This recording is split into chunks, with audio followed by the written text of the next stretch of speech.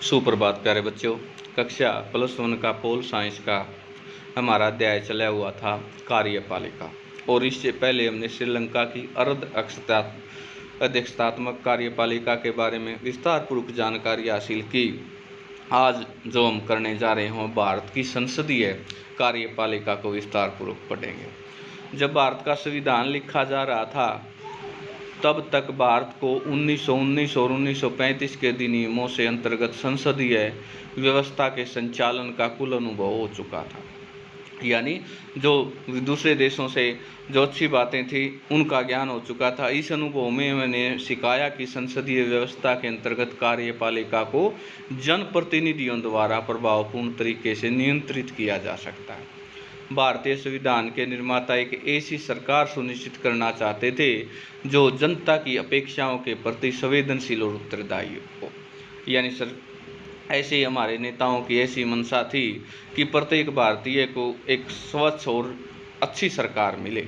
लेकिन अध्यक्षतात्मक कार्यपालिका का मुख्य कार्यकारी के रूप में राष्ट्रपति बहुत राष्ट्रपति पर बल देती है, उसे सभी शक्तियों का स्रोत मानती है। अध्यक्षतात्मक कार्यपालिका में व्यक्ति पूजा का खतरा बना रहता है। संविधान निर्माता एक ऐसी सरकार चाहते थे जिसमें एक शक्तिशाली कार्यपालिका तो हो, लेकिन साथ साथ उसमें व्यक्ति की पूजा पर पर्याप्त अंकुश लगे। यानी एक सर्वोपरि नहीं हो बल्कि उसकी पावर बटी हुई हो। संसदीय व्यवस्था में ऐसी अनेक प्रक्रियाएं हैं। यह सुनिश्चित करती है कि कार्यपालिका विधायिका या जनता के प्रतिनिधियों के प्रति उत्तरदायी होंगी, उनमें से नियंत्रित भी। इसलिए संविधान में राष्ट्रीय और प्रांतीय दोनों स्तरों पर संसदीय कार्यपालिका की व्यवस्था को स्वीकार किया गया है। इस व्यवस्था के अंतर्गत राष्ट्रपति भारत के राज्य का औपचारिक प्रधान होता है और प्रधानमंत्री और मंत्री परिषद राष्ट्रीय स्तर पर सरकार चलाते हैं। यहाँ पर एक कोटेशन है, क्या हमारे देश में बहुत मजबूत प्रधानमंत्री नहीं हुए? क्या इसका यह मतलब है कि संसदीय व्याख्या में किसी एक व्यक्ति की प्रधानता जारी रह सकती है? तब तो जनता और विधायिका को लगातार सचेत रहने की जरूरत है। राज्यों के स्तर पर राज्यपाल, मुख्यमंत्री, मंत्री परिषद मिलकर कार्यपालिका बनाते हैं। भारत के संविधान में औपचारिक रूप से संघ और कार्यपालिका शक्तियां राष्ट्रपति को दी गई है, पर वास्तव में राष्ट्रपति प्रधानमंत्री के नेतृत्व में बनी मंत्री परिषद के माध्यम से राष्ट्रपति इन शक्तियों का प्रयोग करता है। नेक्स्ट टाइम आते हैं कि प्रधानमंत्री की शक्तियां क्या हैं, राष्ट्रपति की शक्तियां क्या हैं, मंत्री परिषद की शक्तियां क्या हैं। भारत देश में सबसे जो शक्तिशाली नाम मात्र का तो है राष्ट्रपति, और कार्यकारी है सबके पास प्रधानमंत्री के पास। राष्ट्रपति 5 वर्ष के लिए चुना जाता है। राष्ट्रपति पद के लिए सीधे जनता के द्वारा निर्वाचन नहीं होता। राष्ट्रपति का निर्वाचन अप्रत्यक्ष तरीके से, यानी जिसमें हमारी वोटों की भागीदारी नहीं होती तो है, लेकिन हमारे द्वारा चुने हुए नुमाइंदों की। इसका अर्थ है राष्ट्रपति का निर्वाचन आम नागरिक नहीं बल्कि निर्वाचन विधायक को सांसद करते हैं। यह निर्वाचन समानुपातिक प्रतिनिधित्व प्रणाली और एकल संकीर्ण में मत के सिद्धांत के अनुसार होता है। केवल संसद ही राष्ट्रपति को महाभियोग की प्रक्रिया द्वारा उसके पद से हटा सकती है। पिछले अध्याय में हमने पढ़ा कि प्रक्रिया के लिए संसद में विशेष बहुमत की जरूरत पड़ती है। महाभियोग केवल संविधान के उल्लंघन के आधार पर लगाया जाता है। अनुच्छेद 74, राष्ट्रपति को सहायता और सलाह देने के लिए एक मंत्री परिषद होगी जिसका प्रधानमंत्री होगा।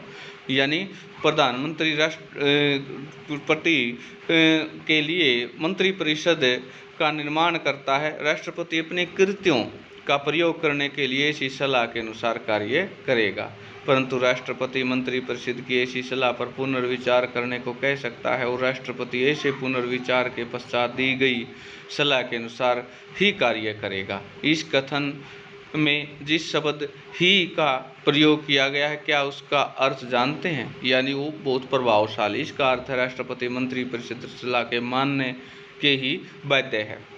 राष्ट्रपति की शक्ति पर उठे विवाद के कारण संविधान संशोधन करके यह स्पष्ट कर दिया गया कि राष्ट्रपति मंत्रिपरिषद की सलाह मानने को बाध्य है। बाद में एक और संशोधन द्वारा यह निर्णय किया गया कि राष्ट्रपति मंत्रिपरिषद को अपनी सलाह पर एक बार पुनर्विचार करने के लिए कह सकता है, लेकिन उसे मंत्रिपरिषद द्वारा पुनर्विचार के बाद दी गई सलाह को मानना पड़ेगा।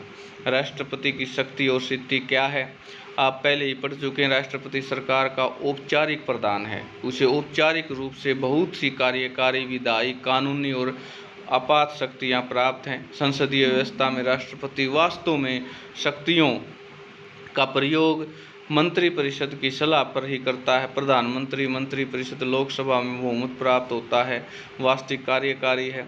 अधिकतर मामलों में राष्ट्रपति मंत्रिपरिषद की सलाह माननी पड़ती है। हमने राष्ट्रपति को कोई वास्तविक शक्ति नहीं दी, लेकिन उसके पद को प्रभुतापूर्ण और गरिमापूर्ण बनाया। संविधान उसे न तो वास्तविक कार्यकारी बनाना चाहता है और न ही एकदम नाम मात्र का प्रधान। संविधान उसे एक ऐसा प्रधान बनाना चाहता है जो न शासन हो और न शासन करता है। यह उसे एक महान संवैधानिक प्रधान बनाता है। तो प्यारे बच्चों, राष्ट्रपति के जो विशेषाधिकार हैं वो नेक्स्ट पीरियड में पढ़ेंगे। आज हमने पढ़ा कि भारतीय संसदीय कार्य प्रणाली में राष्ट्रपति का क्या रोल है, प्रधानमंत्री का क्या है, मंत्रिपरिषद का क्या है, राष्ट्रपति की शक्ति क्या है और उसकी स्थिति क्या है। इस सारे प्रश्नों वो आप अपनी नोटबुक्स में सुंदर नोट्स तैयार करेंगे। यानी हम राष्ट्रपति के बारे में डिस्कस कर रहे हैं। आशा ये समझ में आ रहा होगा। परीक्षा की दृष्टि से भी महत्वपूर्ण है और कंपटीशन की दृष्टि से भी। इसलिए आज के लिए इतना है।